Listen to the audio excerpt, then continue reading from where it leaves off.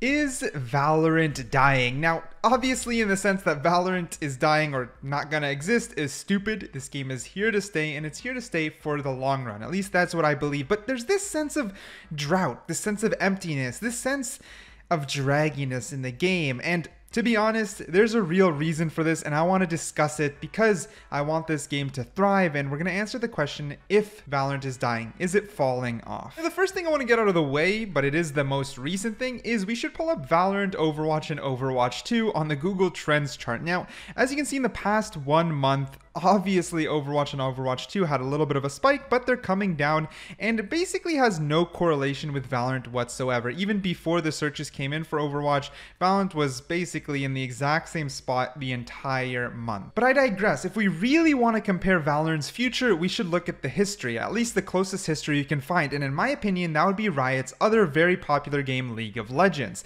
If we go from 2010 till today, you'll see League of Legends has this huge rise over a period of 5 years.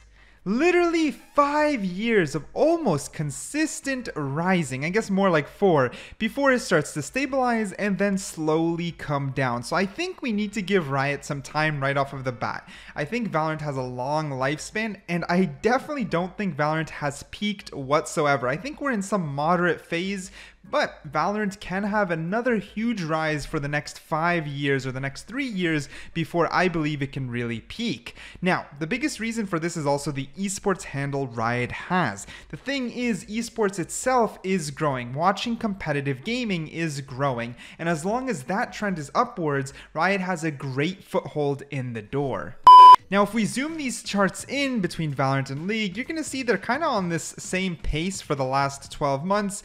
And if you even further zoom it, you're going to realize they're basically exactly at the same pace. Like, League is really above Valorant just because it's a more popular game and not much else. So if it's nothing to do with a different game, then it's more so to do with the game itself. Why has it tapered off? And in my opinion, it is definitely to do with content. That is the #1 thing. So let's break it down bit by bit. Because Valorant having its main unrated and ranked is an okay system. League has lived off of its main ranked system forever, and that is fine. However, I would say Valorant needs to start buffing up the skin team to start. This one is a little bit minor, but the cosmetics can come out a little bit slowly. Sometimes there's one huge release, then a few meh releases, then we have stuff like the Give It Back bundle, which is a little bit recycled, and it's nothing to do with the team itself. The team itself is amazing, but as someone who knows the art team, they've always told me they're a small team. There's only so much they can do. When they do deliver, they deliver hard, but to get to each delivery, there's a slow pace. So I do wonder if buffing up the skin team and reworking the cosmetic system just a little bit will refuel our excitement, because the current shop system we know is frustrating. It's just about business model and it just lacks some sort of enticement. You know what I mean? So that's one of the things, but I would say it's pretty minor. The next thing is content itself. There's only 4 permanent game modes in Valorant: unrated, competitive, spike rush, and deathmatch, with a slot of rotating PvP game modes including escalation, replication, and snowball fight. And I'm gonna go ahead and say it, there needs to be more. League of Legends has a ton amount of game modes that come out on special events or anniversaries, and I think it's a little bit sad that Valorant does not. I mean, there's no Halloween event, right? Like, no Halloween event came out. Christmas, let's be honest, will just be Snowball again, the one that's already in the rotating game mode of all things. And I feel like it's falling in the Overwatch trap. In case you guys do not know, Overwatch 1 had this Junkerstein game mode, and then they repeated it for 5 years.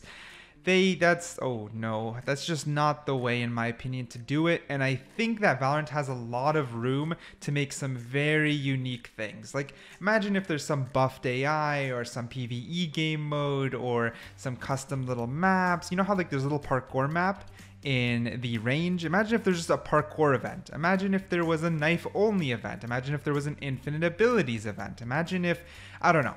There's endless possibilities, and I would say the lack of creativity on the custom side is what's hindering. Now, I gotta say, just because Valorant's dying doesn't mean you should be boosted. This probably sounds a lot like you. I'm not Heartstuck Bronze. What are you talking about? It's literally my teammates' fault. Well, the truth is, me and all your friends know you're boosted, and it's time to fix that with the sponsor of today's video, Valorant Tracker, an all-inclusive software that tracks every little ounce of statistics that you need to know for your Valorant gameplay. From your aim accuracy to your best weapon, worst agent, or your KD and headshot percent, you can track your progress throughout the seasons or multiple seasons in unrated, Spike Rush if you're a Spike Rush Andy, and most importantly, ranked. Now, the best thing about Valorant Tracker is the fact that you can compare yourself from start to finish and notice your weaknesses, right? If I have a low win rate on Jett but a really high pick rate, I probably want to learn some more Jett techs, change agents, or focus on improving. This goes the same way with the Vandal or Phantom to know what my best gun is. Now, Valorant Tracker follows you in game, telling you live feed info on your agents while in agent select, and best of all, even has a little bit of a stat at the bottom that's sleek and discreet for you to keep track of your statistics even while playing the game itself. So download Valorant Tracker today for free. And this pours over into the next point.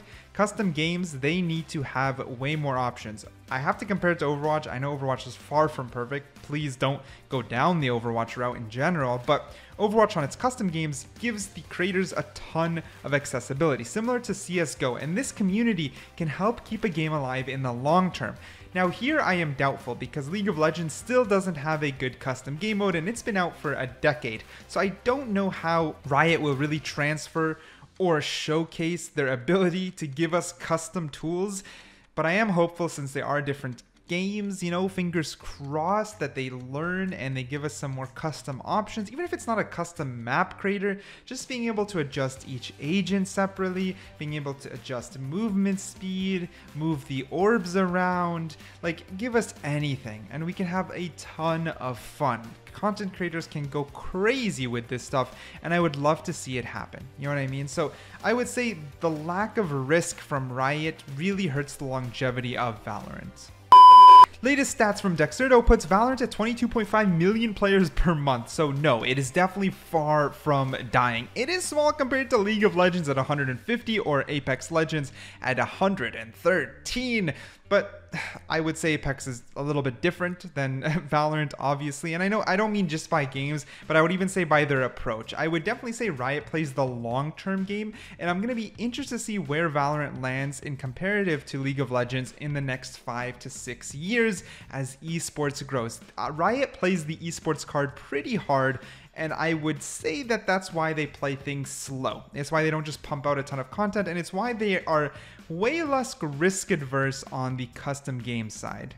Another big thing is that, truth be told, as long as players like Ninja, Shroud, etc. want to play Valorant, there's no reason that views and games. And another big thing is someone like Shroud who ended up being signed and played pro again in Valorant, which in the end does funnel more players in. And I would say that content creators do help the flow of a game and its popularity, especially the ones at the very top. I would also argue there was quite the break between agent releases, and then what we got was Harbor, which, while he is the lowest pick rate at the moment, which is a little bit embarrassing, I think it also followed suit as I was studying a lot of the view graphs on YouTube and Twitch, etc. Like, he wasn't very hype for a lot of people. He wasn't the Fade or the next duelist that a lot of people were interested in, and I think after such a long period of time, having an agent like Harbor come out with low amounts of hype just exacerbated that kind of drought. You know what I mean? It's just that long drought. Then we got a new UI, which sure, it's a little bit pretty, but doesn't do much. Maybe with a tournament system and more updates that just kind of, that shift our gameplay perspective, that shift the meta, will probably make a much bigger difference, right? League of Legends consistently changes meta. When Overwatch stopped doing that, that's when the game started dying, and these updates are important. Jett doesn't always have to be so strong, you know what I mean? That's the truth. I mean, Chamber has been dominant for quite some time now, and there's agents that I just don't see. Like, they destroyed Astra and just didn't look back. Cypher still hasn't gotten like an update. That is kind of ridiculous. You know what I mean? Like, that much just isn't exactly the way. Every other Tuesday they have patches, and I would say pushing out balance changes more aggressively and more quickly shifts the playing field more aggressively and more quickly, which keeps things more exciting. When Reyna changes came out with the new blind, I had fun. I wanted to try her again. I enjoyed it, but in the end, a lot of things were quite minor in the long term. So I think more aggressive changes would go a long way, in my opinion. First, let me know what you think. I think Valorant has a bright future overall, but I would love to hear your opinions.